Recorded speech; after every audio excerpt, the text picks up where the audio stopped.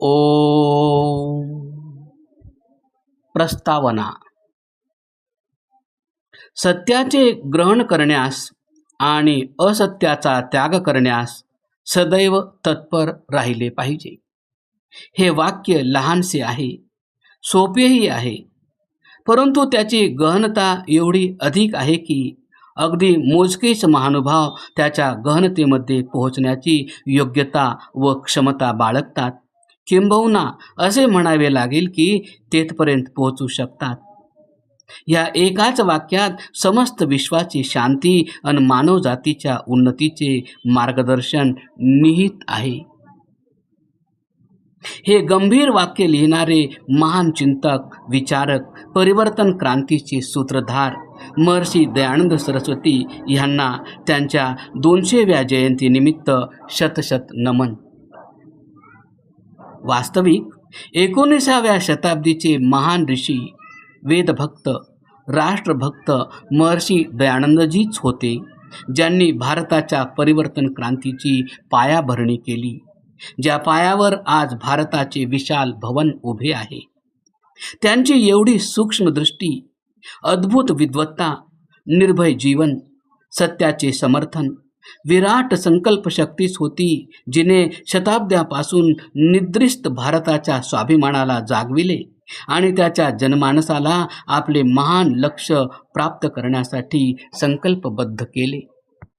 19व्या शताब्दीबद्दल बोलायचे तर भारतवर्षाच्या ज्या प्राचीन वैभवाला व गौरवाला पूर्णपणे विसरण्यात आले होते आणि तत्कालीन शिकला सवरलेला वर्ग देखील भारताच्या प्राचीन संस्कृतीबद्दल अभिमान बाळगण्याऐवजी तिचा तिरस्कार करू लागला होता आणि त्या काळी इंग्रजी सत्तेलाच आपला वास्तविक भाग्यविधाता म्हणून त्याच दिशेने तीव्र प्रवाहासोबत वाहू लागला होता. जर आपण आज भारतीय प्राचीन वैभवाचा गौरव करीत असू तर हे परिवर्तन त्या प्रवाहाला थोपवून विपरीत दिशेला आणण्याचे महानतम व गुरुतर कार्य करण्याचे श्रेय इतिहास कोणाला देऊ इच्छिल तर तथ्ये व सत्यतेबाबत सत्यतेसोबत नाव केवळ एकच असेल, ऋषी दयानंद, ऋषी दयानंद आणि ऋषी दयानंद. अखेर आम्ही असे का म्हणत आहोत, का आम्ही असे लिहित आहोत? ऐतिहासिक तथ्ये आणि सत्यता जाणून घेतल्याशिवाय ही बाब मानणे योग्य व न्यायसंगत ठरेल का? आम्हाला वाटते की नाही, त्या तथ्यांना जाणल्याविना आपण उपरोक्त वाक्यांशी सहमत व्हावे असे म्हणणे योग्य नाही. परंतु या पुस्तकात उल्लेखित कार्य व तथ्यांचा इतिहास जाणल्यानंतर आम्ही अवश्य म्हणू शकू की आपण यावर विचार करावा. हे याकरिताही आवश्यक आहे कारण इतिहासाची शिकवण न घेणाऱ्यांसाठी इतिहास तीच पुनरावृत्ती करीत असते. इतिहास स्वतः त्या कठोर पाषाणासारखा आहे, ज्याच्यावर कितीही धूळ पडत राहो, साचत राहो, ती दिसणे बंद हो, तिची कल्पनाही कोणी न करू शकेल की ह्या मातीच्या खाली एखादा पाषाण असावा. परंतु जेव्हा कोणी शोधणारा हे जाणून की येथे एक मजबूत टेकडी होती आणि त्यावरील धूळ माती झाडून त्या पाषाणाला शोधून काढेल, काळे मेघ आल्यानंतर सूर्यप्रकाश काही वेळासाठी कमी होतो पण समाप्त होत नाही.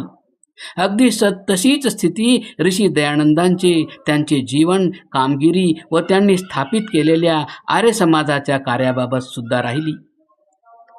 इतिहास लेखकांद्वारे किंवा विशेष करून पाठ्यपुस्तकामध्ये त्यांचे जीवन व कार्यांना ज्या प्रकारे स्थान द्यावयास हवे होते ते कधी मिळू शकले नाही, ज्यामुळे एक मोठा समूह त्या माहितीपासून वंचित राहिला आणि एका समूहाने काही बाबींना नकारात्मक रूपात दाखविण्याचा भरपूर प्रयत्न केला. परंतु त्यांच्यासारख्या महान तेजस्वी व्यक्तित्वाचा ज्या प्रकारे परिचय समस्त मानवजातीच्या कल्याणाकरिता व्हावयास हवा होता तसा होऊ शकला नाही. त्यांच्या शिष्यांनी आपली पूर्ण शक्ती त्यांच्या आदेशानुसार केल्या जाणाऱ्या कार्यामध्ये टाकली, परंतु प्रचारात ते कुठेतरी मागेच राहिले. असो, काळ कधी कधी स्वतःहून संधी प्रदान करत असतो. त्या महान ऋषीवरांची 200वी जयंती कदाचित अशीच संधी असावी. आगामी काळ आमची प्रतीक्षा करत आहे, काळाच्या सोबत आव्हानेही. म्हणून त्यांचा सामना आम्ही चांगल्या पद्धतीने करू शकू. यासाठी हे आवश्यक आहे की आम्ही थोडा वेळ आपल्या भूतकाळात जावे आणि विचारपूर्वक चिंतन करावे की आगामी काळातील आव्हाने काय 150 वर्षांपूर्वीच्या आव्हानापेक्षा जास्त आहेत?